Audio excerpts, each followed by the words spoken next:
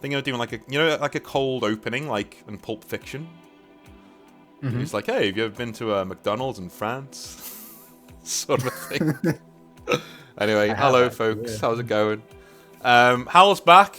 I'm providing the soapbox today for Amber King to come and stand upon the soapbox, and we're gonna have a little discussion about chaos and why it kind of doesn't work in 40k, or maybe it does. I don't know. We'll get into it. I think it's going to be a bit of a long back and forth. But how you doing, man? I know we've just had It's always really awkward when we do like a video because we've already spoken for about an hour. So now I'm like, how are you? I'm doing good, man. Lots of working hard at new content, new videos coming up, but got some good ones. Are we allowed to talk about the interview next? Not. It won't be out yet, I don't think. Okay. Because I'm saving it for a little while. But I've spoken to someone special, and I hope people enjoy that. Oh yeah, it's gonna be awesome.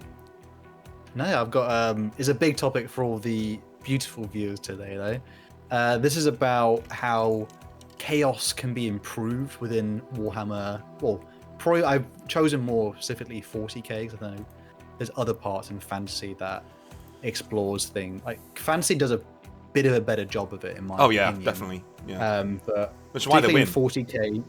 Yeah, we always get those dubs. But this is more about the ways in which it can be improved just through lore, tabletop, and just from basically just a viewer perspective, though, because it's not bad. Chaos is obviously a very interesting thing when you first learn about it in Warhammer. But I'm just starting generally as we go through all of them.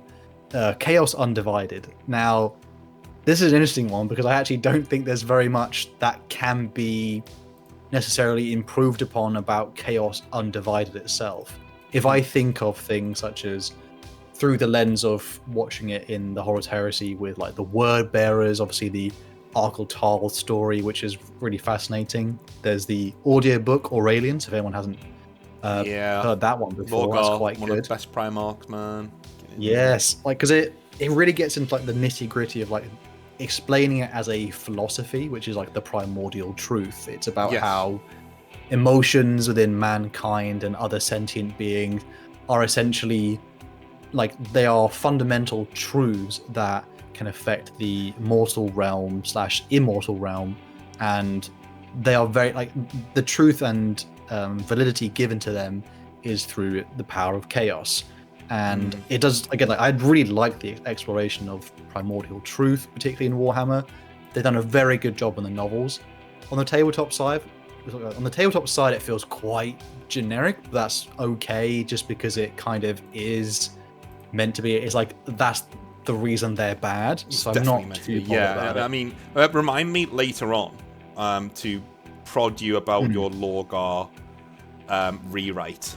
About a thing that you would change about Lorgar, because that's going to be really interesting later. I've made a note of it, but just if I don't get to it, jump in. Well, it could be a separate video almost, because that's quite a long it thing. Could be. If you want to hear that, obviously comment below and we'll go through that. But I think Chaos Undivided is in a good state generally. Like the way it's explained, as well, I think of like the Word Bearer Omnibus. It's terrifying in a way in which these people are completely overtaken by what they see like the fundamental understanding of the galaxy, and then they had something prove to them it was real. So just like the example is obviously in our world it's like faith-based, but then if religion in Warhammer is like it's not really faith because they know they literally see it. It's like for them it's fundamental truth, and it's scary. It's obviously I hate Erebus but in a good way in which of course. I mean, Erebus perfectly explains he's like the perfect chaotic being and just a slimy, backstabbing monster who is like, technically like in a way like utterly selfish and yet utterly the perfect devotee. So Chaos, I don't know if your opinion obviously is different, but like is there any parts about Chaos Undivided, maybe things you're like, that's not perfect, or other things could be done better? I think we need a unifying force, and I think Chaos Undivided I wouldn't really change much about it, because I like the way that Abaddon works in the wider setting, mainly because I look at Abaddon like Big Boss in Metal Gear Solid. He is essentially a man who sees the galaxy and says, my sons aren't going to have a place in a galaxy where there is peace. So I'm going to create a galaxy where there is constantly war. And, of course, there is only war. This is the galaxy that happened because of the Horus Heresy. He takes the ideals of Horus and he says, Horus was an idiot because he got into bed with these beings in the warp. Well, I don't serve them, they serve me, sort of a thing, right? And he goes and does his own thing. That's fine. But I would like Games Workshop to start, when they bring Lorgar back, which they're going to do. This is the reason why I kind of disagreed with what you were saying about Lorgar. We'll get into that in a separate video maybe, but what you would do with Lorgar in the Heresy, because he wouldn't be around, let's just say, if you got your wish. I would have Lorgar around in the new setting, mainly because when he comes back, we get to see the two sides of the coin of Chaos Undivided, where we have Abaddon saying, no, I'm not going to be around demons, I'm not going to be around the Chaos Gods, I'm going to do my own thing, and I'm going to master Chaos. Now, some people would say that's a foolish thing to say, right? At the best of times. Whereas Lorgar comes back and says, well, I'm actually Chaos Undivided. I'm actually the representative of the Dark Gods, and you need to bow down to me, my friend, because I am the chosen of the Pantheon, not you. I started all this. You wouldn't even be here if it wasn't for me. I want to see that standoff. And maybe they don't resolve things. Maybe they go to war. Because chaos turns on itself. This is what it does, right? I would love to see that, and it would be a really good way to inject chaos back to the forefront of the hobby where they should be. Along with the main Eldar races, the Exodites should be around. All of those things should be in 11th edition. But I think Lorgar needs to be... I know we need Fulgrim back because we need to complete the set. Got to catch them all. But I would really like for Lorgar to be the next big reveal coming back in 11th, to be the guy who comes back leading a legion. Because let's not forget, the Word Bearers were never shattered. And they were as big, almost as big, as the Ultramarines. Without being swelled by the two destroyed legions. They were almost as big. They had about 200,000 legionaries. Now, can you imagine that force coming back, full force, as one? All the disparate parts come back and Lorgar's there, and he says to Abaddon, dude, you're playing with chaos. I am chaos. Like, this is, like, all of the gods are on my side. I want to see a schism in the faith that is chaos, where some people go, you know what, no more demons. Maybe Abaddon says, listen, no more demons. We don't do that. We get rid of this sword. Don't want it anymore. Draconian, no, don't want it. Right? We're going to go no demons. Whereas, he's kind of hypocritical as well, isn't he? Because he says, I'm not a slave of the gods, but he's got all the marks of chaos. He's got the sword. He's got Draconian, which is literally a demon formed from the first human murder. Like, what's that all about? Like, so I think with Chaos Undivided, there needs to be a schism. And if we don't have that, it's just a bit of a confusing mess. Battle lines need to be drawn. I hope if Mr. Dembski Bowd never gets to it, I hope the third Chaos Undivided / Abaddon book is him acquiring Draconian. That'll be a very cool. Roundabout, cool moment. Yeah, that'll be cool. That'll be amazing. For the next one though, which is a bit, again, there's not really a problem in the Warhammer setting, which is Nurgle. I do believe actually Nurgle is quite well represented, because particularly there are, well, just from starting off with like a model range, is generally, not everyone's obviously the biggest fan. Like things like, I think helmets are the one that people often have a criticism for, but again, that's easily swappable. That's a model issue. Yeah, generally like model range is pretty like good. Like I would say, like as an overall range of models when it's all on the table, it's very like I enjoy that collection, and it sort of hits its sort of like chaotic part really quite well. Lore wise, there's so many good books that explore Nurgle corruption. Lords of Silence by Chris Raitt. If anyone wants to go read a Nurgle book, that thing is probably one of the better Warhammer books out there. He's really underrated as an author, Like I mean, people are getting there. People know. Like everyone's a banger. He's not done a bad one yet. Like everyone's a banger. he ended up fixing as well one like the issue parts of the Horror's Heresy, where Mortarion randomly killed his Death Shroud for like finding out he's been.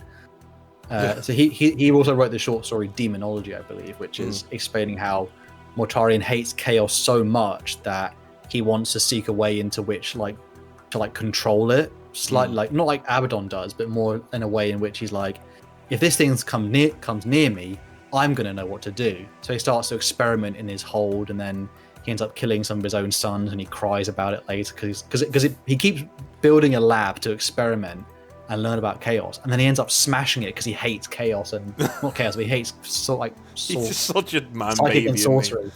He's Oh such my it was a good point to explain how like he's slowly corrupted by his own sort of like disgusting self-fascination, and it also reveals like he is a latent psyker / has some abilities that he suppressed for so long because he hates the power. So he's his own worst enemy. So Chris Wright does a great job with helping raise up Mortarion's like corruption from like, well, that just happened to I see how he got there. Parts of Nurgle that really need a bit of a like, it's just an interesting arm of it to explore. Again, like I think they do Nurgle so well already. There's like a demon prince, I believe, who's like the really tall and lanky, like a malnourished skeleton type one. And I think things where it's like, if Nurgle things are always bloated, it maybe doesn't necessarily bring across how scary some parts are. So if there are like more things to do with like starvation and obviously death in itself, you know, there's a surprising lack of skulls for the god of death. Do you know what I mean? There aren't very many emaciated Nurgle demons, are there? Which and also the thing to do with the way they also represent despair in the Nurgle Marines and obviously like the other demons of it explains despair to the point in which it's gone so far beyond despair that someone's like maniacally laughing, like the Joker in some way. So that's why they're all kind of like weird and like happy, and like all the Nurglings are so, because they're so beyond like everything is hopeless that they become mad. But I think there needs to be a bit more of like I would love to have it if there was a bit of there's a Grace Demon who's just straight up like depressed, just or in some capacity just to show like I think, well, was it Malal? Was it Malalism? Yeah, Malal. Malal. His one is just he is chaos incarnate, as in he is against everything. But we could talk about him as well because he's cool. We know Malal Malal. God, I hate saying that word. Malal, has the strongest. The only thing I remember of him was in Text to Speech device with like Horus tapping on the shoulder. There, Malal. It's just like he can't get back in the canon. It's so funny. God. Anyway. I mean, he is in a canon story. Though, yeah, so he is. Yeah. He's real. Yeah. But yeah, otherwise, I think Nurgle does a very good job of it. I think, again, just from like lore perspective as well, there's no part of it in which I thought, I've always thought each time I've seen certain things of it, I'm like, yeah, that's like the god of plague, disease, and death and despair. I don't know what your feelings are. Like my feelings on Nurgle are how do I put it? He's not your favorite, I take it, but you don't. No, hate it. He's not. I like Khorne. Like I know. If I ever do speak to Pancreas, he'll probably throw me out of a window for saying that. But I quite like Khorne. But in terms of missed opportunity, I've never thought about the emaciated demons before. I think that's a really good point. We should have more Grim Reaper, starvation demons, and there's nothing more. There's nothing. The cool thing about Nurgle is, and chaos in general, is they're all feelings that every human being can understand, because they have to be, because that's where it comes from, right? So there's nothing scarier to me than a demon made of hunger. Like that's terrifying. Like, because it's like a black hole. It just can't fill itself. Like it literally just eats and eats and eats and eats, and it would be such a cool thing. Maybe you could link that into that's how Great Unclean Ones become so fat, because they start off this way and they just eat so much demonic energy that they become this bloated thing, this mockery of life. I think along the same lines as you, in that I think that the weakness of Nurgle is that it only focuses on one portion of disease, big fat dude who smell. right? I just, again, nobody can tell me that, again, please don't get triggered, people in the comments, but nobody can tell me that Games Workshop aren't aware of who buys their models. When you look at certain parts of the lore, I'm like... There is that notorious photo, I'll refer to it again, the notorious photo of the Warhammer tournament, and there's the chair with the stain on it. Yes. And it's a certain brown stain. Yes, it is a certain brown. And again, I mean... one thing I'm grateful for, like after leaving the company and like years later, I'm able to look back and it was some with a wry smile these days and not be like, oh, hey, but like I do have quite a unique, I guess, look into the kind of people who come into a Games Workshop store because I was around them 24/7 almost. You know, I'd see everybody came from your normies to your weirdos who'd come in, to your real weirdos who should be in prison. You know, you get all of these different people coming into your store all the time, and whenever I'd end up in Lenton and having lunch or something, it would always come up like over a few drinks of, what kind of a fan is what Warhammer army, and that's why I always say the Red Scorpions are literally elitists. They are Forge World buyers. There are people who think they are better than everybody else because they've got more money and more stuff than everybody else. They're obsessed with purity. They're obsessed with having things that nobody else has, i.e. Forge World players, which is why that's the Forge World only chapter, And I think, again, getting back to it, I think Nurgle's one of those representations. But at the same time, and that's completely healthy, by the way, it's really cool that Chaos breaks that fourth wall, and it needs to. Chaos needs to break that because it's levered in human emotion and human connection. And that's what makes demons. Demons don't just come from nowhere. Demons are formed by our own feelings and wants and desires and emotions, and that's where this is. And I do think without twisting it and saying, okay, there's more aspects to Nurgle than the big fat boy, we are losing a lot of power that can be done narratively. Again, with Mortarion, I'm going to be honest with you, I'm kind of lost with Mortarion because he's such a contradiction and such a hypocrite that I'm struggling to see how he functions as a character. Now, as a human being, I get it. People are complicated, but as a character in a story, I'm kind of like, how do you reconcile this with this? Shouldn't you want to kill yourself? That kind of thing. I am ironically one of Mortarion's strongest supporters in terms, because I wasn't before. I did a video on him and I'd read most of his lore, and I came more to the point in which people say they don't like Mortarion as a character because he's a hypocrite. And I very much am of the opinion, like, he's the only one in 40k who doesn't realize they're a hypocrite. Like, bruh. You know what I mean? Like, it's actually nice that someone's like, because it also shows in ways like Mortarion is willing to, like, he's sided with hell, essentially. And he hates magic, and he essentially was at the point of utter despair in which he knelt to Nurgle because he was like, just don't kill my sons. That's the one thing I've got. Don't kill my legion. Which I think I like that other characters point out, like, you who claim to be so, resistant to poisons, and Gilliman says you were so resistant to poisons, disease, and all that stuff. You hate the psychers, and yet you're now amongst them.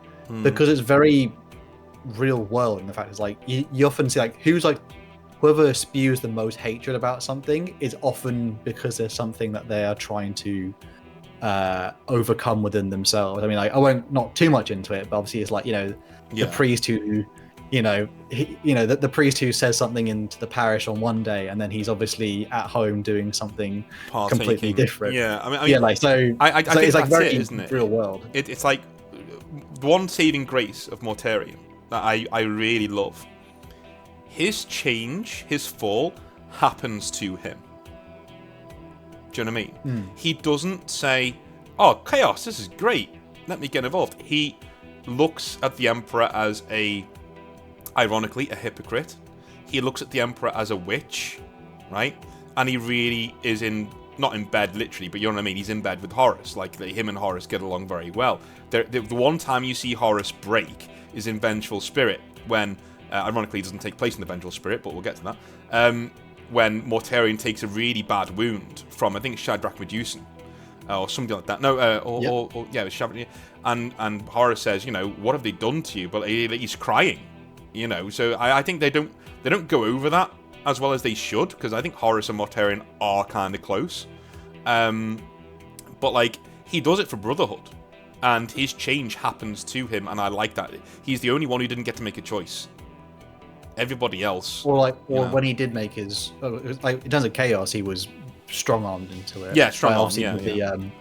When the Khan talks to him, and it's like, you were too proud and too prideful to, you were so concerned on one thing, which was like the Emperor, that now you look behind and you're surrounded by monsters, and you're surrounded by more magic than ever before, and you're starting to regret your choice in some way, and you want to drag me down with you so you don't feel that bad about it. And I just like, because he points out how Mortarion is so deeply flawed, in which his hatred essentially is a cudgel that leads him to his own demise in some way. And I get, like, when Magnus speaks to him, he's like, Magnus is like, "Are you doing okay, bro?" Like, the Siege of Terror, and he's like, "No, I hate this." Like that's the thing. He would never dare say it in front of like his own Legion and Sons. Do you think he says it to Magnus because he doesn't really respect him that much? That's what I got. I will admit it to him because I don't give a shit about Magnus. Because he's a witch. But then Magnus. It's more like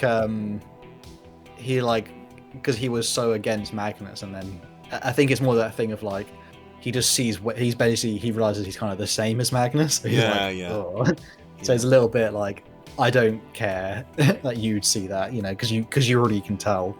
And Magnus helps lift some of the pain off of him. But I just like the fact that Mortarion is such like everyone's like, why is he such a hypocrite? Like, that's the whole point. He's so deep in the source, if you know what I mean. That he just can't acknowledge the fact that he's messed up, which is obviously. I don't think anyone in their life doesn't know someone like that. Like, they're so far in that they couldn't even. You can't see the forest through the trees, or the trees through the forest. But yeah, as otherwise, like, Nurgle's quite good as a most thing. I wouldn't even necessarily say it's more like I just want extra. I think it's additions we're looking for. Yeah, in terms of, I don't think we're looking to change anything, but additions. Yeah, it's more things. Pretty damn good. Next one is Tzeentch. Now. Ooh. I've got issues with Tzeentch, because Tzeentch's representation within Warhammer 40k is not really antithetical to what the actual god represents. And I think, like, particularly obviously when you think of like the Chaos Champion for Tzeentch, he chooses Azek Ahriman, obviously Chief Librarian of the Thousand Suns. Yeah. And in some way it's because Ahriman is so obsessed with the idea of like he can change his fate. That's a good part, but so many other pieces of it are like, he's not necessarily a character in which you would think that character has embraced the full corruption of Tzeentch. He's almost like an unwitting. He's not necessarily. You probably could convince a lot of people he's not necessarily chaos aligned at all. He's more like a renegade. So it's not the best. He's not the best champion for Tzeentch, or how Tzeentch actually is represented in most stories. Like, if you thought about things like getting like Darktide, or if it's like Vermintide, how the hell would they bring Tzeentch into those storytelling things? Because they have to rely on things like Nurgle a lot of the time. He's very niche. Nurgle's like digestible, whereas Tzeentch is not unintelligible, or like it's not unrepresentable. It's just like GW has a difficulty in bringing that to the page in a lot of storytelling. Like, it's cackling behind the scenes things of like, ha ha ha, Magnus, you fell for my trap. Some slight ideas I had about this is like, they don't really have enough characters that really show their ambition. And I don't mean like Ahriman is. I would say Ahriman's not ambitious. He's just desperate. Like, he wants to change his fate for other people. He's got some. Of course, yeah. Bit too much of the human left within him though. There's not enough characters that are willing to go to the nth degree to get what they want, and Tzeentch is like the perfect thing for that. It's to do with knowledge, power, all that goodness. And it doesn't. Could you even think of the character off the top of your head which is like, that's the perfect 40k Tzeentch thing. We don't really have a Khorne, and we don't really have... Do you know what I mean? I know Ahriman's kind of there, but he's more of a tragic character. He's not somebody who embodies the will of the god, you know. So I like the idea of something which is a bit more... it does have ambition related as well. Yeah, non-demon, no, I can't think of one. Kairos Fate Weaver, but he's a demon, so... Yeah. So it's like as an Astartes character, there could be something a bit more on that mantle, or even on the tabletop. I mean, who's that guy from the Black Legion novels? The guy with the axe, the main character. He's Kion. It's Gandalf Kion. Yeah. I mean, he's a bit of a Mary Sue, but yeah, and he doesn't really interact with Tzeentch that much, does he? No, he's more of his own. Yeah, guy. We need something that's full on. Like, what's the extent of which typhus is like a, typhus is just a walking disease. Like the best, he's like, Nurgle is my number one guy, is what he would say. Yeah. So we need a character in which is able to, particularly as well, like the idea of like mutation as well. Mm-hmm. If someone's ambition led them down the path of like, a character's like, I'm gonna be the strongest ever, and then they end up becoming mutated and warped and changed. I have a controversial suggestion. Go for it. You know how much I love Grey Knights, but if you're going to turn a Grey Knight, it should be somebody who is warped by Tzeentch. So he's so obsessed with purity and so obsessed with never falling to chaos that he somehow ends up as Tzeentch's main dude and doesn't even realize it. That would be the thing with Tzeentch, right? So he's literally Tzeentch. He keeps turning up and annihilating Imperial garrisons because he thinks it's part of his own great plan when it's not his anyway. That would be one way to turn a Grey Knight to chaos, is that you literally have a chaos god treat him as his pet project. It's like, this is my guy. This is the guy I'm gonna hoodwink this guy so bad that he's just gonna fall on his knees before me in gratitude for me revealing. He won't know whether he's coming or going. This guy, and it's literally his pet thing is that wants to do. That's what I would do if I was going to do it. Wouldn't do it with Drago, but I want to kill off Drago anyway, but I wouldn't do it with Drago. I'd do it with somebody else, but maybe Crow. That'd be cool. If he's like, the sword is like going dormant all of a sudden because Tzeentch is literally going, shut the fuck up to the sword, he thinks he's got power over it, I don't know. I just think we do need that central character for Tzeentch, because Ahriman is almost too willful, and it's okay for Games Workshop to say, well, Tzeentch is manipulating him behind the scenes. That's fine, Games Workshop, but you need to show us that, not tell us that. You need to show us in stories that Tzeentch is the one puppeting this guy and he doesn't even realize it. But Ahriman has all of the agency in the world. He keeps making mistakes that are his own, but it is weird, isn't it? It is a hard god to give a champion to. It's not impossible, though. It would require a character in which their central story is so much more, they're willing to embrace parts of chaos. Like there's a thing about Ahriman's lore which is like, I'm not sure if it's canon or not, which is like, if he removes his helmet, it's like a writhing mass of eyes. And I don't think that's actually even canon. But it'd be such a good thing where it's like Ahriman doesn't even realize how messed up he's become. But the idea of other characters or things on the tabletop particularly that I always think of something really cool was the Mutileth Vortex Beast, which is a fantastic model. Love it. There's some things where there could be much more like they had Nurgle Space Marine, the things leak out of their armor. They're very much, and the Exalted Sorcerers do it in some capacity on the tabletop. But we need one in which we can actually hear him in a story, because then we'd actually be much more drawn towards it, I think, or much more in their line of how there are members of the fact there isn't unique chaos spawn related to each of the chaos gods. Hopefully one day there'll be a model for that where you can customize chaos spawn, because it would just be such an interesting thing to have represented. Conversion opportunities would be nearly endless. Mutation is not nearly the Magnus model is almost too clean for me. I would have it something's a bit more messed up about it though. But yeah, Tzeentch is a difficult one, but it's not impossible. And I think they have to be willing to embrace the fact like they don't necessarily need to leave Tzeentch as so unknowing in some capacity.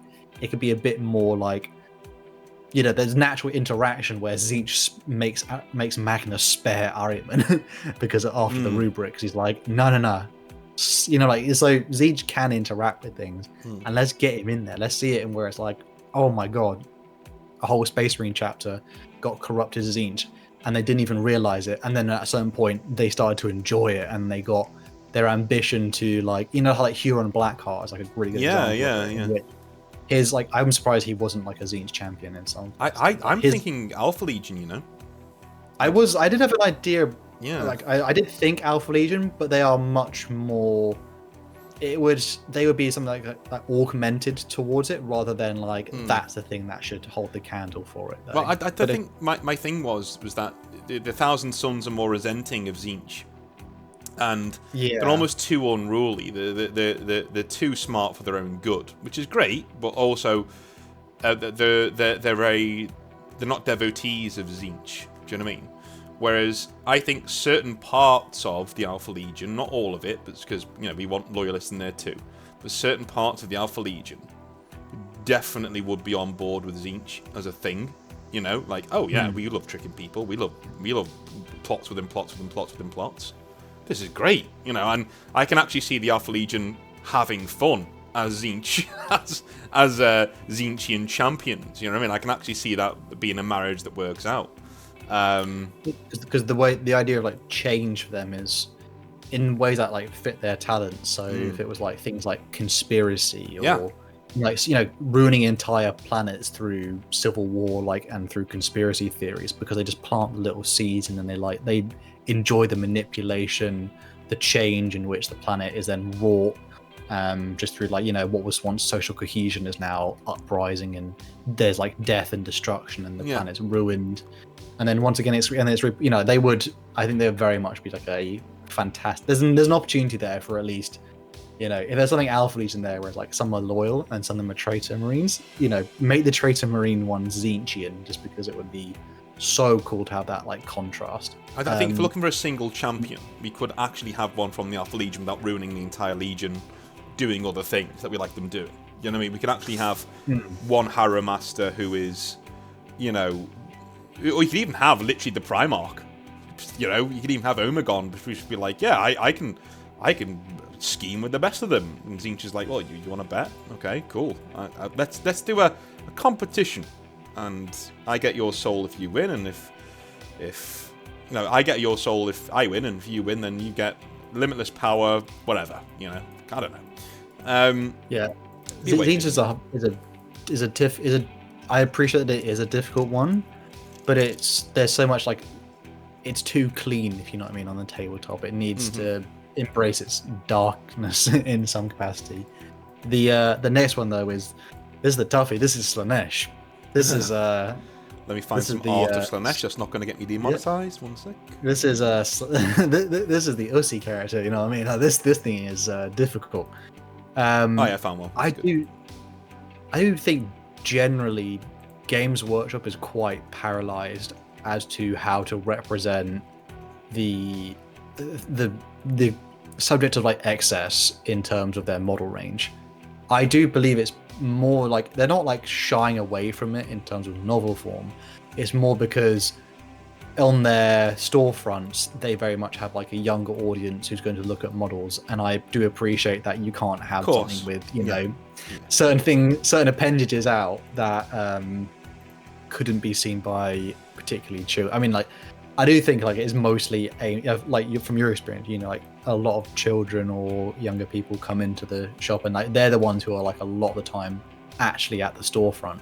Pretty much. You can't really have a bot. Yeah, I mean, them and their parents, but like, you know, the last thing you want is, I want to do Head Knights of Slaanesh, Daddy. It's like, just stay away from all that. So, but that doesn't mean there isn't parts of Slaanesh in which are like that couldn't be unrepresented or locked off, and I really love this idea of, like, Slaanesh has its Grace Demons called Keepers of Secrets, and so if there's things that represent the idea of like secrecy and the excess to which things can be uncovering secrets or creating secrets or taking secrets from other people. So essentially, like, it would be the thing where, you know how, like, I think of a character like Asmodai from the Dark Angels. Like, he's essentially a torturer. But that could be almost like a shtick in which, if you wanted to get it more on tabletop form for, like, parts of the Emperor's Children or, like, Slaaneshi armies, though, I think when the thing's called, like, a Keeper of Secrets, I don't get, from, like, a visual perspective, you don't go, yeah, that thing looks like it's obsessed with secrets. You know what I mean? Yeah, it's obsessed with something else, have, probably not secrets. If, like, there were characters or parts where, like, you know, Lucius is its own thing of, like, you know, perfection and obsession, but the idea of, like, certain characters where they're like, this thing is completely altered and ruined by the fact of, like, you know, it wants to either, you know, it's not knowledge necessarily, like, you know, like the whole thing of, like, Khorne does not care where the blood flows. Slaanesh does not care what the secret is so long as, like, they have it. So, because it could be so much, it could be like, it can still be a dark tone to it, because obviously we know how people get secrets out of others or how they take them or they make them. But it could be things that they, you know, it still embraces that darkness about it, but then it's also like, that's still kind of 40k-ish. Because, like, imagine if, I think the example I think of, imagine if members of the Fallen were then completely corrupted by Slaanesh. Wouldn't you have your perfect thing of, like, oh, they're from the Dark Angels and they were obsessed with secrets, but they're obsessed with the wrong reason now. So there's ever an opportunity to shoehorn them in there. I think Hidden Knights of Slaanesh often have, in the Age of Sigmar reigns, like, they have, like, gluttony as their new thing, because it's somewhat easy to represent. But again, in 40k, does that not mean Nurgle then, aren't we? With two big fat guys. In some way, though, but it's like, they could be enlarged for a different reason, though. Like this, the Nurgle one is like, they eat through self-loathing and despair, whereas these ones are much more focused around the idea of, like, it's there because of the pleasure of it. So, like, they're not. Shit. Yeah, like, they were. I like the idea of, like, they were cannibalistic space marines, as in, like, they just ate. Ooh, yeah, that's good. So their whole thing is, like, they actually go around the galaxy, and their whole thing is they want to make things into flavors, and they are seeking out the most delicate flavor of all, which is, you know, so it's like certain things like, you know, they hunted, you know, the leader of the ecclesiarchy church, and he was such a unique soul because he's crafted from a long line of, you know, blah blah blah, whatever. Like certain things where, like, you know, like how in the end times in Warhammer Fantasy, they had, like, different ingredients gathered for the resurrection of the Gash. Yeah. I like the idea of, like, there's, like, a whole Space Marine section that are, like, there's a group which is obsessed with collecting unique things to be tried as flavors. It's and then it's like, Slaanesh like in cookbook. It's like, well, kind of, but then they're much more like, these things are shaped where, like, it's around the sense of, if it's around eating, they literally, imagine that they don't even have lips. Like, it's just open wide, like, creepy jaws that are designed to take mouthfuls of thing, or even in other ones which are, they have special designed, you know, mutations which are like, you know, they experience the sensation of, you know, flavor from a you know, a new height or something really creepy, like you know, what's the one, like, is it Botfly, where they have, like, that pincer, like, or even like mosquito, like mosquito helmeted, like, Emperor's Children ones who are obsessed with, like, they drink your very, like moisture from your body, because they're like, they literally want to eat you alive. And that's kind of, you know, like, there's that phrase, isn't it, like, what's the most terrifying animal on the planet? And the answer is man. Because, you know, and the idea of, obviously, like, you know, the film was like, you know, Smile, and it's like really creepy when people smile. Yeah, I love the idea of, like, there's that thing of, like, there's an Emperor's Children force that they have, like, creepy smiles, like, kind of like Lucius does in a way, because they actually, like, they're desperate to eat you, and you know it. So it's like, oh god, and they're obsessed with, like, you know, going to the nth degree of, like, what is consuming a person. Does that mean eating them over hours and hours? Does that mean over lifetime? You know what I mean? You literally eat a person piece by piece. Obviously, I'm trying to keep this monetized for YouTube. No, I mean, but as a thing, are we? We've got to go there eventually. But like, are we replacing sexual excess with gluttony, or are we augmenting Slaanesh into adopting this as part of his creed, part of his thing. Well, it's more about how it can be represented to the 40k audience in terms of like tabletop and lore. Not as in like, I'm not like trying to wash it through a sieve in a way, like so it can be more palatable. I don't want to leave those parts of Slaanesh unacknowledged. It's just more of like Lucius the Eternal is somewhat bland for a lot of people, and probably rightly so, because it doesn't really make you think excessive or like, that's over the top. And I like things which are a bit more like, there are other parts of excess that Games Workshop can, have a bit more in their model ranges and then still get away with it being, like that's 100% Slaanesh. There's a whole group of, what I said earlier, like, Slaaneshi Marines that are obsessed torturers with secrets, that serve like keepers of, the created demons about it though. Like that was, people would still buy stuff like that because they would, the imagery would be pretty on point, and then obviously if they want to go over the top, it can be excessive in so many other ways. Like it's just such a good foundation, at least in my opinion, about how they can go for it. And like one last part about it, which is they could, I think with a lot of like Emperor Children or Slaanesh like demon range, they're not necessarily beautiful, if you know what I mean. I think they often want to imply like they are so far beyond in terms of like their tastes are so warped that what they think is beautiful is actually like horrific to modern people, and you just have to be corrupted by Slaanesh to like really see it. It's vulgar. I think they can go more in the direction how like it's like I think like the perfect angel, but like inside they're truly ugly. Like Sigvold the Magnificent is a good example of this, where he actually looks like a human angel in some capacity. Yeah. Like so there's a part of us which like somewhat gives attractive people like a pass for doing the most horrific things. And the idea of like essentially a thing being obsessed with like being the most perfect looking human ever, like how Fulgrim essentially wanted to aspire to be the Emperor, and then he went into all snake mode. But I think something much more of like what the human idea of perfection is, because again, if it's like a human character, that I think because they went a bit more like Fulgrim is like the Leia, like they are like multi-limbed snake-like things. Yeah, that's okay, but it wouldn't if the humans are like the main thing that funnel excess and obviously like the chaos gods in the material universe, they would often think like the most perfect human being, like we'd all probably say Henry Cavill. So so again, like why isn't there something which is a bit more like, that thing is like a gorgeous, it's like a sculpted marble statue of a human being in like those ridiculously muscle proportions, and then that's the whole point of it. Like people are obsessed with like basically with I think like bodybuilders, how they're obsessed in some way like of getting like they will not drink water for hours so like their muscle their skin sits better on their muscles. They will literally train day and night. They will eat a ridiculous diet. They will pretty much try and work on isolating super specific muscle that no one else will do. Like that is literally, you can imagine, you have to be obsessive to actually succeed in that capacity. And I like the idea of like, what if that's like, because I get it would just sell. People would like those things that look cool. God forbid, we all literally anything that has blood angel things which are like sculpted muscles on it, we love it. So I think I think that's like that'd be I think a lot of them they make him a bit ugly in my opinion. And it doesn't make you, it doesn't, for like the viewer, you don't go, wow, that makes me think of like like literally doesn't make me think of perfection. That makes me think of something which is like imperfect. I don't know how you possibly feel about some of these. I think Slaanesh has a few issues, and it goes beyond the sexual excess thing. I think the first one is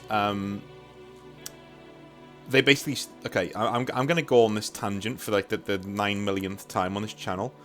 Somebody at Games Workshop back in the day read Berserk by Kentaro Miura. They saw Griffith and said, that is now what the Emperor's Children are. Have you ever read Berserk? I'm familiar, yeah. Okay. So for those of you who don't know, Griffith is this larger-than-life, gorgeous person who looks like an angel, but inside is deeply broken and does some really effed up things, even when he's a good guy, that he kind of gets a pass for, because he's charismatic and gorgeous, and it is what it is. And it's that one it was something shown by a YouTuber called Super Eye Patch Wolf, one of my favourite YouTubers, and he said the reason why Griffith is so terrifying because you've all known somebody like this. You've all known somebody that you admire because you think they're really cool, and then somebody just tells a joke to them, like makes fun of them in a little way, and there is a flash of rage across their face that they quickly hide. That's terrifying, and that's what Griffith is. And that's what Fulgrim is. They literally took that and said that's what Fulgrim is. And Fulgrim's a more cartoonish version of that in his own book, in Horus Heresy. But it is really enthralling seeing this, person who, let's be honest, I don't think Fulgrim was ever a good person. I'm one of those people. I don't think Fulgrim was ever a decent guy. I think he was always in it for the wrong reasons. And I think people like the Khorne saw through his bullshit. That's why he hated him so much. That happens in real life, right? You've all got that friend who everybody thinks is cool for the first 6 months that they know them. And then all of a sudden, they're not friends anymore because they get found out, So that's an issue for me. If they're keeping that, let's run with it. And let's just do away with the pretense. And let's run with it and make sure that we can almost cover up Slaanesh at this point. Right? Would Slaanesh feel the need as a champion, as a person, as whatever, to show themselves off, or would they see themselves as far above that? They're so above you as mere monkeys running around that you don't even deserve to look at my form. Right? It is beneath. It is you need to imagine it rather than anything else. That's one thing I'd need to do. Where are we going with the tastes of what Slaanesh is? Because at the moment it's a discombobulated mess. The other thing is, Lucius the Eternal sucks ass. Oh, yeah. He is literally one of the worst characters. Probably, apart from Grimnar, the worst character in 40k for me. Like, he is... he makes the cardinal sin. He's not very interesting. I can get on board with you being a dick like Erebus if you're an interesting person. Erebus is essentially a serial killer made into a space marine. And I don't mean serial killer as in, ha ha ha, we're the Night Lords. I mean Dharma. I mean people like that. That's who Erebus is, right? That's interesting to me. Like, what does a psychopath do with that much power and that much authority? Lucius is just nothing. He just doesn't die. And his curse is cool, fine. But, like, can you imagine being the best duelist in the galaxy and your entire thing is that when you lose a duel, the other person just becomes you if they feel pride about it? That is some weak-ass writing right there. That just, like, completely goes against what he's supposed to do. I don't know how I'd fix him, but I know who I'd replace him with. A character called Julius K. Sauron in Fulgrim, the novel. The most depraved but badass person in that book. This guy is cleaving through top-level Iron Hands whilst just prancing around. He's lost his mind. He's lost his fucking marbles. He's stripped all of his armor off, he's prancing around, and they still can't get near him. And he's still slicing through them and laughing as he does so. And he does start eating them. He does start drinking their blood. He starts wearing their faces on his face. Yeah. Right? It is literally what you've described. That is who Julius K. Sauron is, and we never hear from him again. He turns up in one codex entry where he's banished by, I think it's some Grey Knights, and I think it's the Sons of Medusa or something like that. And that's it. We don't hear about him ever again. He sends the Demon Hood, and that's it. So we're never going to get him, because we can't have Astartes ascending to Demon Hood and being the main man, because that's not what it's all about. It's about having these mortal champions being, who they are, sort of a thing. But we need a character like Julius K. Sauron. Maybe they retcon the fact that he is a, shall we say, how do we put this? We retcon the fact that he's a demon, Or demon prince, isn't yeah, it? Yeah, a demon prince, and bring him back to being an Astartes. That would be a way of doing it. But that is the guy who should have been where Lucius is now. I don't mind Lucius being around. He can be this lame side character. The Space Wolves have 9 of them. so why can't, it's fine. So, but Duelist Case Sauron is literally what I think Slaanesh should be. It's excess in everything. Not just sexual desires, not just everything. They are the opposite of the Greek motto of everything in moderation. That is the opposite of what Slaanesh should be. It should be, screw it, we're all dying anyway, let's do a blood orgy. That should be where they are. I had someone gave a suggestion that's not my own, just as a preface, but someone said there could be a character which is obsessed with gambling, and they have to I like the idea of that, because they just essentially each time they fight is like a gamble. They gamble their own life all the time. I think they could do it as a demon thing or something to be funny. But obviously it's not could be taken that seriously though. I think the Slaanesh one they struggle a lot with, in terms of they're not sure which angle to hit it at. No. And it's because again, with the other parts of the lore, they do, it shows what you just said, they can understand it and get it right from the lore perspective. They know what it is, they just don't know how to necessarily, make that, put it on the pendulum, or the podium, sorry, and then, that's what it is, guys. Here, look at this thing. They're not really... So they're maybe slightly hemmed in by the fact Lucius the Eternal's been around for so long. So he's like Khorne level of age now in the hobby, I think. Yeah, he's hard. That one's difficult though. But again, Slaanesh is not. It's not unfixable, or it can be there's so many options to improve it in simple ways though. I think if I ever, when Emperor's Children released, I was thinking about getting an army, and I think I might embrace a warband that's a bit more, they're obsessed with secrets sort of thing. Hopefully we'll see how the model range turns out though for that one though.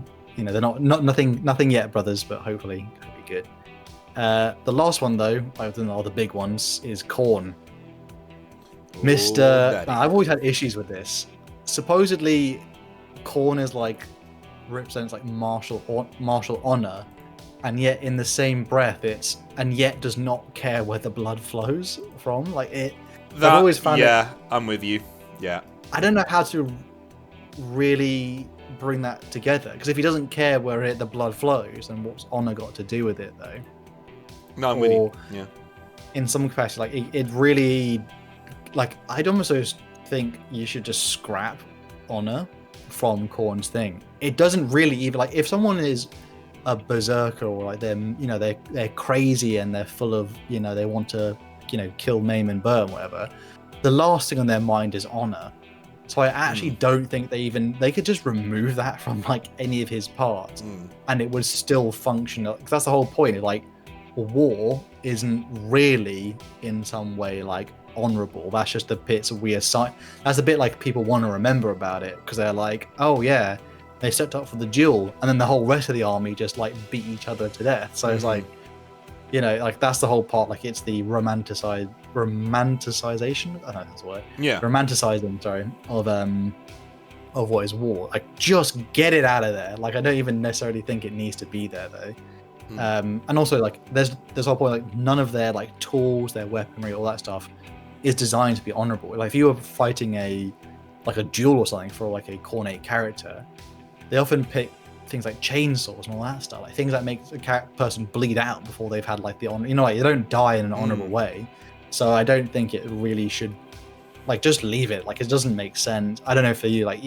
I'm sure you would probably agree. It just doesn't compute. I agree. It doesn't make sense, but in a sense, I disagree in a little bit, because one of the things that really attracts me to Khorne is, and this is the thing that I would celebrate, and this is how I've written my own Space Marine chapter, by the way. So I took this idea and I ran with it, because the Emperor's Wolves, who I'm now collecting, this is a Space Marine chapter who is real. They're in the lore. They've only got a colour scheme and one event that happened in their history, and that's it. Their 8th company descended to fall to Khorne, and that was it. Right? We don't know anything more about them. So I thought it'd be interesting to do this Space Marine chapter as veiled World Eaters' successors, right? So they were World Eaters, and throughout the history, they've lost their history, of course, because now we're 10,000 years later, and now here we are as their own chapter.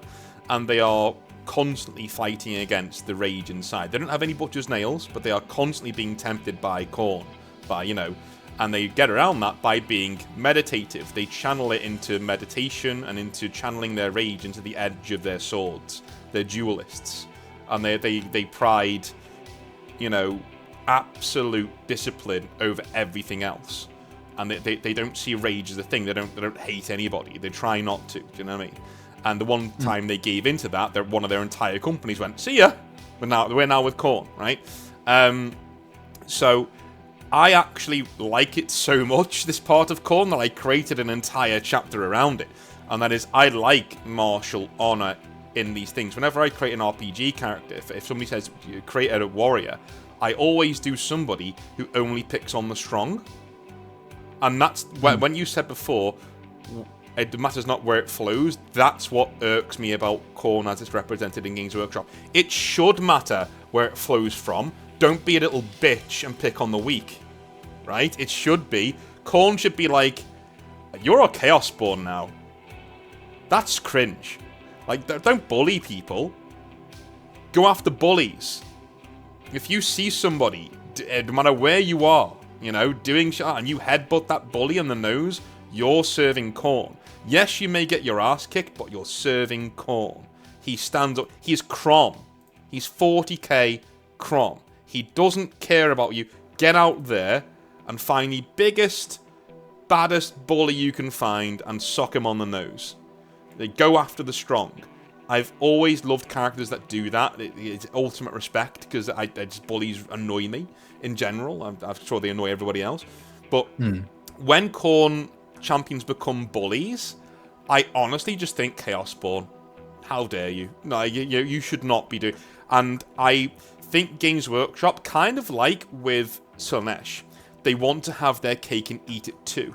They want vile berserkers who do not give a shit, but they also want martial honor, like what Khorne does to Erebus, that kind of a thing. You killed my friend in... Sorry, spoilers, everyone. You killed my friend in an underhanded way, now I'm going to beat the ever-loving shit out of you. That kind of a thing.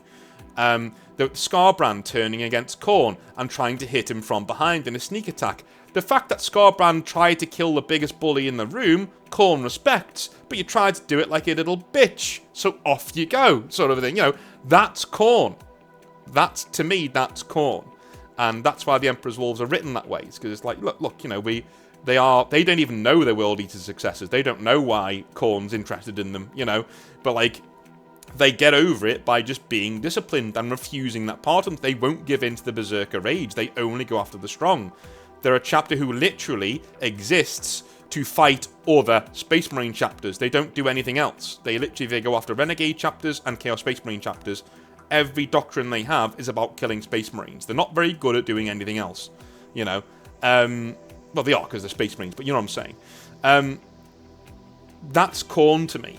That embodies Khorne. There should be positive aspects of every Chaos God.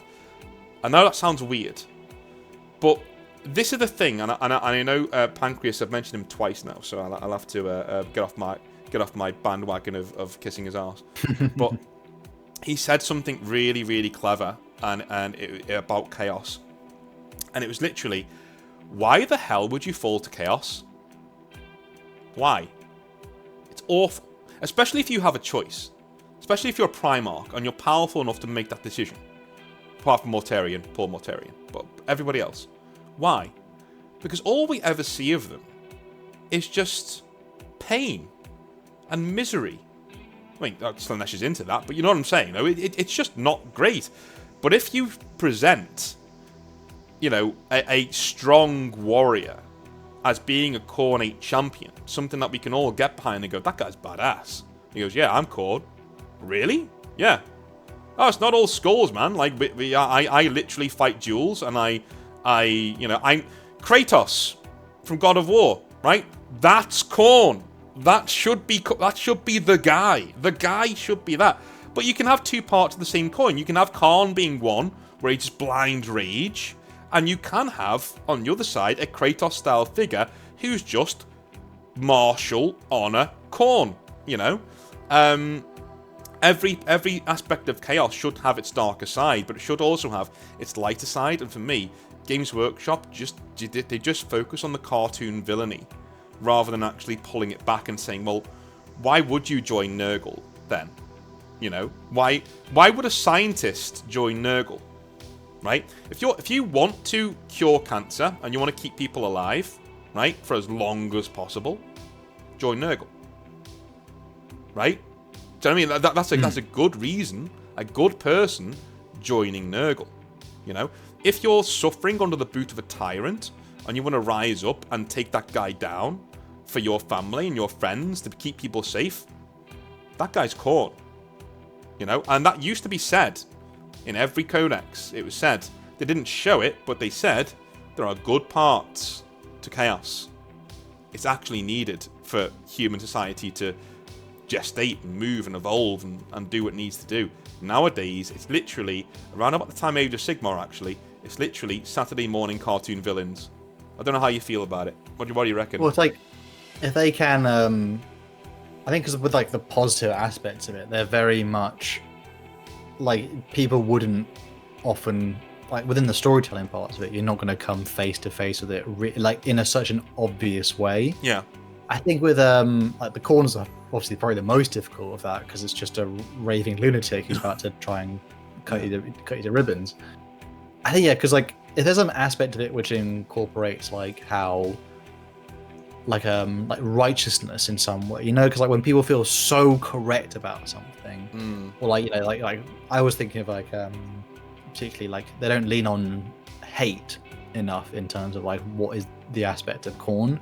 Like righteous hate is a pretty good example of it, in which you know, again it's like you want to go slay the tyrant, but then, you know, the road, all, you know, good intentions lead down that path, you know, to hell. So, you know, to do that, slay that, you know, essentially I always thought of it's like, you know, in big mobs like in history have always like, you know, the individual has not been that bad, but then when they get in the mob that's like filled with hate. I think of like remember like in like, you know, McCarthy style like communist, you know, people, you know, pointing the finger and accusing people of communists, and to show obviously you were not a communist, people were like, you know, you will literally have that almost like that minute of hate in some way, like, you know, yes. I'm not one of them, you know, and people get like whipped up into frenzies. And obviously that part of it, for most of the things, like with the World Eaters ones, they kind of lose the hate aspect of it, because it's like it's with the Butchers now, it's like happening against their own will. Like it's just they're just feeling, you know, rage. But if like, you know, what's that thing in Star Wars, like, you know, hate leads to anger leads to rage, and that leads to suffering. They don't necessarily have enough things in it, which is like someone has like manipulated righteous rage about, you know, like again, we still, you know, good intentions going completely awry, and there's much like in the Warhammer verse in which someone could be angry against the, you know, or hate aspects of the Imperium, and then it can be completely warps them into something they don't recognize anymore. Whereas like the world ones, like I struggle to think like what does Khan hate? I don't think he even can do it anymore, because he's just essentially a rampaging lunatic anymore. He doesn't, like they've with the one like the World Eaters, they almost robbed them of the capacity to feel. They are just one emotion. They're a force of nature now. They're fire, basically. Yeah, and it's hard to like. That's why Khan becomes less interesting after his fall. Exactly. Yeah. And it's like parts of like the Khornate one, like of I was thinking of like, and you know, like endless spells were in like Age of Sigmar for a while, and they were like quite funny, but they also represented their factions rather well. Like I wonder if like there was just like a ball of hate. It was just like a massive ball, it's like windmilling. Ball of blood. It made people attack each other because they were like, you know, like if there was like any part of them which like hated someone, it literally, you know, it pumped it up to the 9th degree, and then it turned them into essentially a, you know, raving lunatic and monster. But yeah, they kind of, that part of it is like most of the faction again is just like you said, it's just like it is like a force of nature though, and it doesn't really lend itself to like the relatable. We've all felt anger or maybe rage at points, but like for most of the people throughout their everyday life, what's more relatable is not necessarily like the moments of rage, because they're usually few and far between, at least for me. But Well, I the think, things where it's like Dan Abnett said something a while ago in an interview, and he said about fire. So it's about chaos, and he said fire in itself isn't interesting. Somebody taking fire and throwing it onto the roof of a neighbour's house because he slept with their wife, that's interesting. Do you know what I mean? That's what it is, you know? I think there's ones where it's like, particularly in like any modern climate, there's always things in which, you know, I mean, like you're like, oh, I hate that thing about that thing. Like, as in, like you actually generally despise it, and that's much more of like a relatable thing for an audience member to go like, oh yeah, I can see why I would fall to Khorne, because like, you know, I don't, without having to have a butcher's nail implant in my brain. Yeah. Like, it's like I generally would hate something enough to like, you know, and then it would mess you up. That's the, you know, the famous, you know, the comes full circle, you know what I mean? And then you become someone else's thing to hate. I think Khorne's one of those chaos gods. I'm going to go back on my own opinion, right? I think you can have it both ways with Khorne. I think you can have it so that Khorne values blood being spilled and murder and all this other stuff. He values all that. But what he values most is valor, right? The whole speech of Conan, valor pleases you, Crom. It matters not that, you know, if we were good men or bad, all that matters is that two stood against many. That's all that he cares about, is honor and valor. But even Khorne can be a flawed god. Even Khorne can lose himself to his rage every now and again. You know, blind hatred. And that's the other side of it, you know? The key word, like bravery, you had in there as well. Like, if it was a god of, like, or something to do with being brave, that's actually a much more of like, oh, that's a good emotion. Yeah. Until, you know, and then I was like, then it's also someone gets too brave and they charge into a gun line. You know what I mean? Yeah. It's like massacring everybody themselves. It's kind of like, again, the last one is really like, Malal is just, he just need to show up. To be honest, I think there's some interesting things about Malal that we could go into with him. I think, well, there's so much of like, we just want to see more of the existing Chaos gods. I don't know if it's like, would I also want that time split more into like, you know, like, oh, I wouldn't say I'm like desperate for Malal lore. It's like I do almost think it's one of those parts of the lore where like, if it's kept still in some way mysterious, like just give me a bit more, but like how, like, you know, the missing Primarchs are still mysterious. Let us have those, because like those parts of the lore which are mysterious are quite exciting in some way, because you're like, again, it's like it's discussion, it's hint him being around and doing things, but never like. Do you know how SCPs are written, things like that? You know, you could do something like anomalies are happening, and we don't know why. And they keep happening around Chaos, and they keep destroying Chaos. One of the main reasons why Chaos isn't just running roughshod over us is because there's another force out there just deleting things. And just subjecting them to fate worse than death, you know. That would be a really cool thing to do. Like, I agree with what you're saying, though, is that we want more Chaos, but we want more of the big boys. And Malal isn't really needed, because of course Chaos turns against itself. It's in its nature, but that doesn't mean I just think he's a big dichotomy of a character, is Malal. I'm not sure how we'd inject I'm not bothered necessarily too hard about that. I think it's one of the things, like, again, it's like, it is similar to Missing Primarch. It's like a neat thing for like a small discussion, and then we want to move on to the things in which we like probably more like care about, or want to see. Well, like, you also have to explain where he's been. Do you know what I mean? Like, well, even not really in some capacity. Like, I don't think it. I don't necessarily, or at least from my opinion, I don't feel like I felt he was missing. It was just one of those things, like, he's such a minor thing that he just doesn't show. It's just not going to show up in many places. Like, but you know, just give me, if there's one book on it, and he like somewhat appears, just give me another short story, GW, and I'll be okay. Well, they did the Sons of Malal, didn't they? The Sons of Malice, the actual Chaos Space Marine warband, didn't they, back in the day? Oh, we should preface. I think we do mean Malice. I think for Yeah. For those who don't know, they're kind of interchangeable, but Malice is the one which we are more trying to imply. But as like a general thing for Chaos, I don't think it's. Again, there's so much variety in things that they offer about Chaos. So if there's any bits where like people think that bit's not perfect, there's always another aspect which is like interesting.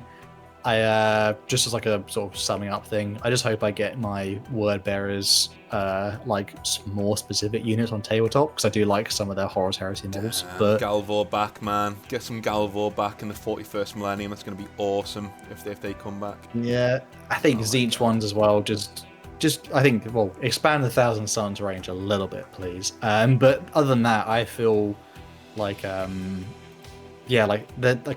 these things are not perfect, but they're still pretty damn good. At least, like this as a exploration of what is the human psyche / the physical corruption we see on like the different factions on the tabletop. Though they're interesting, compared to a lot of other genres or other fantasy or sci-fi worlds. It's like I'm still with Chaos. I'm still messing with Chaos. I still like them, and I basically collect Chaos armies. So let's have some more stuff in there. Do you think so? We're getting to the general part, just to finish off, just your general thoughts and wishes. Like, how do you think they're treated in a whole? Because a few people have said to me over the years that they think Chaos plays second fiddle to Imperium a la Space Marines, a la Ultramarines. But that's not a bad place to be, because they're still getting releases, they're still getting updated, and it seems to be a mandate at Games Workshop to keep these coming, even if it is one every couple of years. Would you agree with that, or do you think that they are sadly left behind? Oh, I think everyone plays second fiddle to Space Marines. Yeah. I think, in my opinion, it's Space Marines number 1, everyone else number 2. Like, that's the thing. But again, like, that's just how it will probably always be. Like any other franchise, like Halo is going to focus on the Spartans. You know what I mean? Like, you know what I mean? Yeah. It's just gonna. Like, I can't complain too much in terms of like model range offered to me as a player. There's literally so much on offer. So again, like, it's difficult for people who've been long-term fans, because Games Workshop things are like glacial paced. But for a lot of newer people who come in, they're almost overwhelmed with how much choice there is. They're like, what do you mean Leagues of Votann is a thing? Are they like not just dwarf humans? Yeah. Like, what's the difference? Some people don't know the difference between all the Chaos Gods. So it's again, like, some things just do. I think, basically, like, I don't think Chaos as a general plays second fiddle in terms of like comparing the Space Marines. Technically, if you exclude like non-codex ones as a unit range, they are very much like, there's a lot of it, but I wouldn't say it's as good as like the Chaos one in terms of like that's just a personal taste though.